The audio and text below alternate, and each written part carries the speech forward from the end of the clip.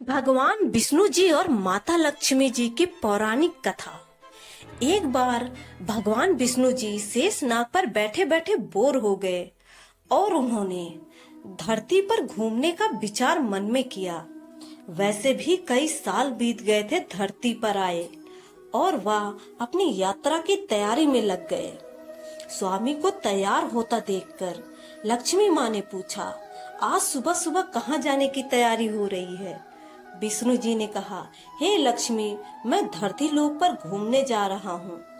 तो कुछ सोचकर लक्ष्मी माँ ने कहा, हे देव, क्या मैं भी आपके साथ चल सकती हूँ?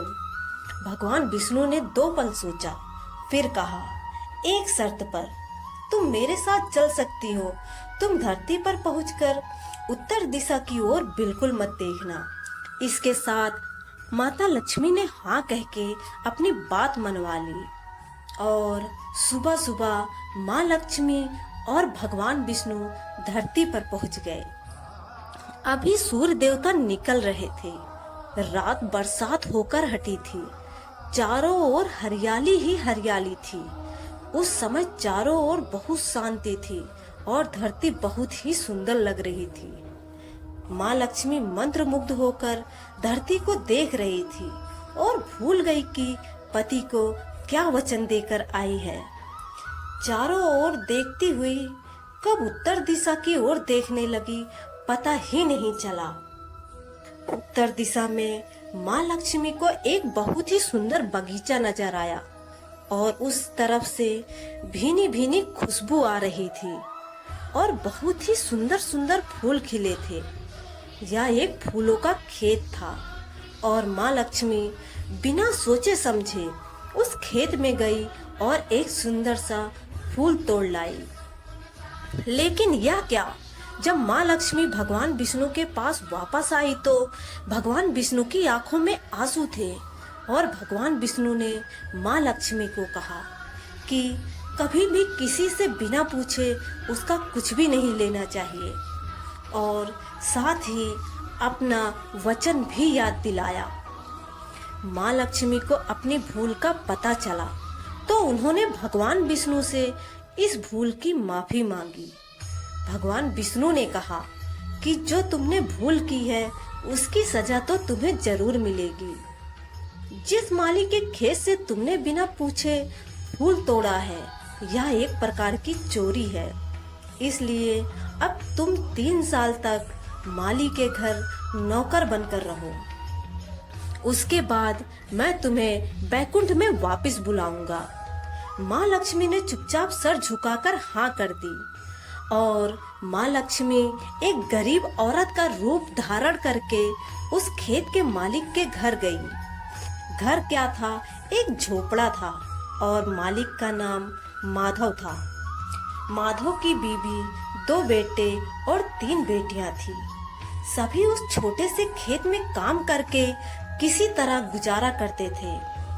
माँ लक्ष्मी जब एक साधारण और गरीब औरत बनकर माधव के झोपड़े पर गई तो माधव ने पूछा, बहन तुम कौन हो और इस समय तुम्हें क्या चाहिए? तब माँ लक्ष्मी ने कहा, मैं एक गरीब औरत हूँ, मेरी देखभाल करने वाला कोई नहीं है। मैंने कई दिनों से खाना भी नहीं खाया, मुझे भी काम दे दो। साथ में मैं तुम्हारे घर का काम भी कर दिया करूंगी। बस मुझे अपने घर के एक कोने में आसरा दे दो। माधव बहुत ही अच्छे दिल का था। उसे दया आ गई, लेकिन उसने कहा, बहन मैं तो बहुत ही गरीब हूँ, मेरी कमाई से घर का खर्च मुश्किल से चलता है। लेकिन अगर मेरी 3 की जगह 4 बेटियां होती तो भी गुजारा करना था। अगर तुम मेरी बेटी बनकर जैसा रूखा सूखा हम खाते हैं उसमें खुश रह सकती हो तो बेटी अंदर आ जाओ।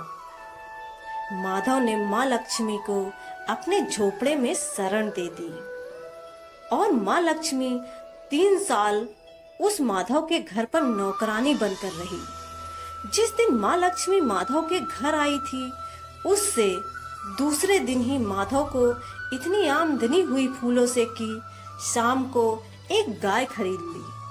फिर धीरे धीरे माधव ने काफी जमीन खरीद ली और सबने अच्छे अच्छे कपड़े भी बनवा लिए। बेटियों और बीवी ने गहने भी बनवा लिए और अब मकान भी बहुत बड़ा बनवा लिया था। माधव हमेशा सोचता था कि मुझे यह सब इस महिला के आने के बाद मिला है। इस बेटी के रूप में मेरी किस्मत आ गई है। और अब 2-3 साल बीत गए हैं, लेकिन माँ लक्ष्मी अब भी घर में और खेत में काम करती थी।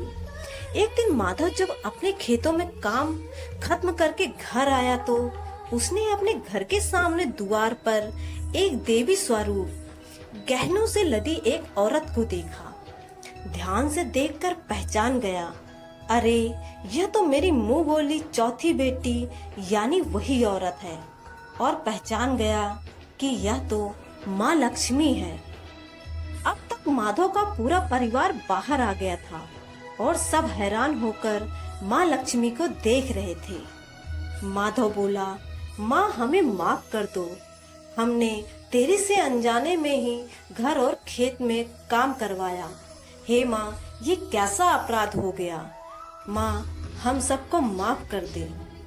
अब लक्ष्मी माँ मुस्कुराई और बोली, माधव तुम बहुत ही अच्छे और दयालु व्यक्ति हो। तुमने मुझे अपनी बेटी की तरह रखा, अपने परिवार के सदस्य की तरह से।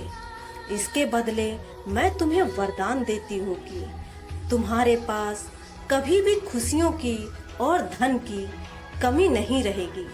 तुम्हें सारे सुख मिलेंगे जिसके तुम हकदार हो। और फिर माँ अपने स्वामी के द्वारा भेजे गए रथ में बैठकर बैकुंठ चली गई।